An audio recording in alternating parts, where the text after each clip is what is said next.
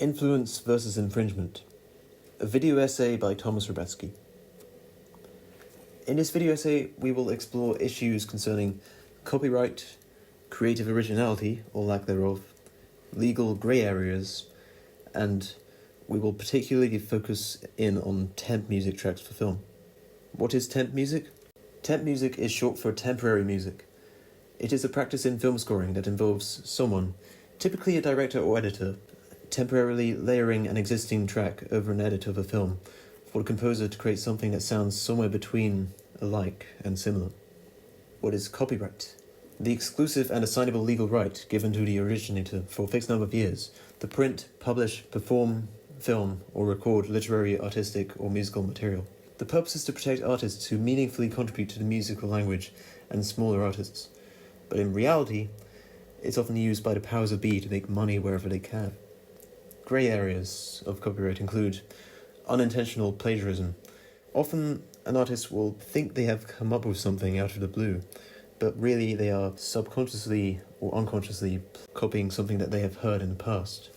Another issue is that, in some instances, such as certain pop genres and film music, in certain cases, everything can sound like everything. And this could be quite an institutionalized thing. For instance, in film music, the practice of using temp music sometimes involves using previous film scores as temp music. So what happens is, eventually editors end up asking composers to create copies of copies. It is risky to do something original. Quoth Smash Mouth, "Only shooting stars break the mold."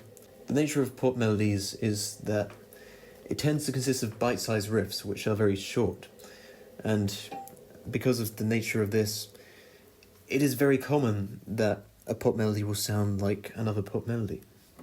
There are some recurring tropes such as the millennial whoop. Oh, oh, oh. Have you heard that before? I'm sure you have. It is ubiquitous in contemporary pop, but it's maybe falling out of favour somewhat. And as I mentioned, temp music, using music that was based on temp music as temp music can lead to copies of copies, and that leads to everything sounding like everything. An instance of the occurrence of the same notes. Here I'm going to explore the instance of the occurrence of the same notes in 4 supposedly unrelated pieces of music. Maybe some were influenced by others, it's hard to be sure. It started with "There may be trouble ahead." This melody, or melodic extract, it's in a minor scale, and the notes involved are 1, 2, 3, 6, 5.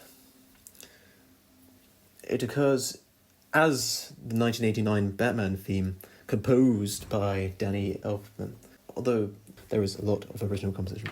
It's also briefly heard in Pink Panther. Do-dum, do-dum, do-dum. You heard it? Do-do-do-do-dum. And you hear it again in The Incredibles theme, The Glory Days, in the part where it goes do-do-do-do-do-do-do-do-do. It can't reasonably be described as infringement in any of these cases, as such a short phrase, especially such a melodically strong one, is likely to occur in a number of places. Although the reference in The Incredibles to Batman is probably intentional, because it is a superhero film, and the part it plays is a part in which Mr. Incredible, in his Batmobile-like car, is using gadgetry like Batman. That's an example of a recent case of what might have been accidental plagiarism in pop music. Dua Lipa's Levitating has been accused by Article Sound System of plagiarizing their 2017 song, Live Your Life. This is perhaps accidental, although they do sound very similar. Like I said before, pop music tends to be constructed out of bite-sized riffs, so it's only natural that things tend to repeat.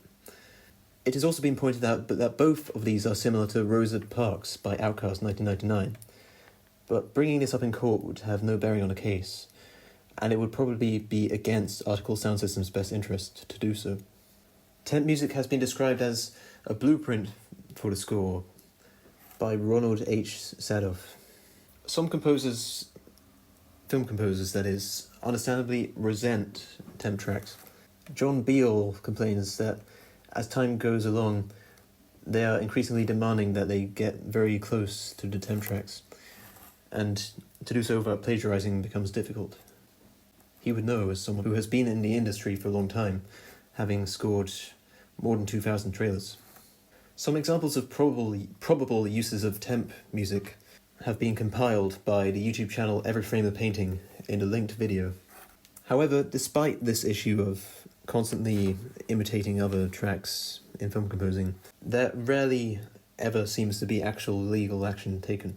One example that could be found was the 300 score by Tyler Bates, 2007. A number of cues were derived from Elliot Goldenthal, but this matter was quote-unquote amicably resolved. There are reasons for why temp tracks have been such a pervasive practice in recent years. The idea that film music should be in the background, which hasn't always been the case.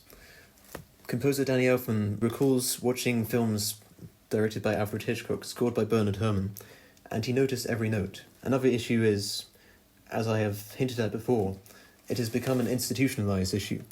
The individual composers are not to blame for lack of originality, because in something like film, it's understandable that you'd want to play safe. But once again, only shooting stars break the mold. There are some more ambiguous examples of cases in which it is unclear whether certain compositions are inspired, homages based on temp tracks, or a mixture or combination of either of these. And there may be instances of what's called social cryptomnesia, which is where there is a piece that is well known, but then something else comes along that's similar, and then people forget about the predecessor. This can apply to social change as well. People being aware that a change has occurred, but not being sure exactly when the change happened. Are temp tracks the enemy or friend of the composer? Well, Guy Daigle, my interviewee, said, if I'm brought onto a project, I will suggest to the director that they choose their wish. They have a wish list of pieces of music that they would love to use if they could either afford it or if it was legal, whatever. So I asked them to put a temp track on. Now that's my starting point. Otherwise, I'm faced with a completely blank page, and that's quite freaky when time is of the essence.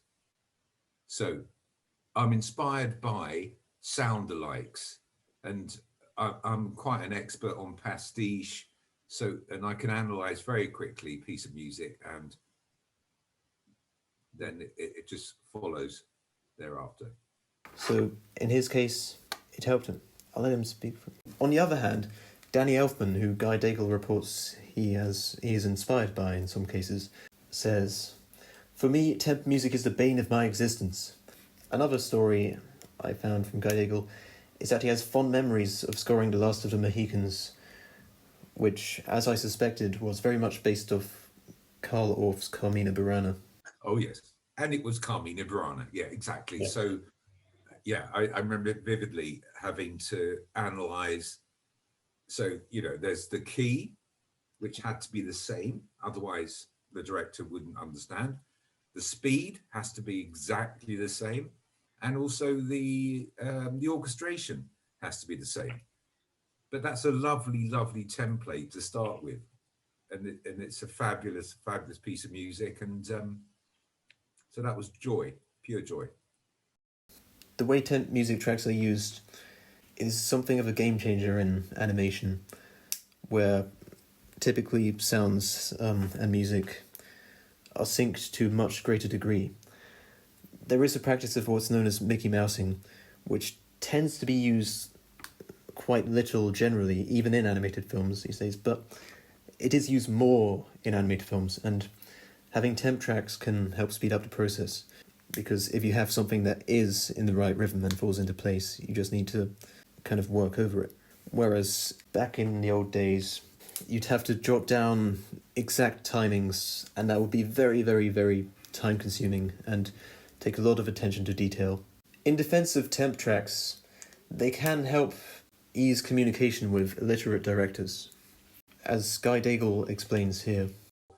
I've been asked to write green music, would you believe? Could you make it more green? The color green. I mean, it's just madness. Most people don't actually understand how to describe music.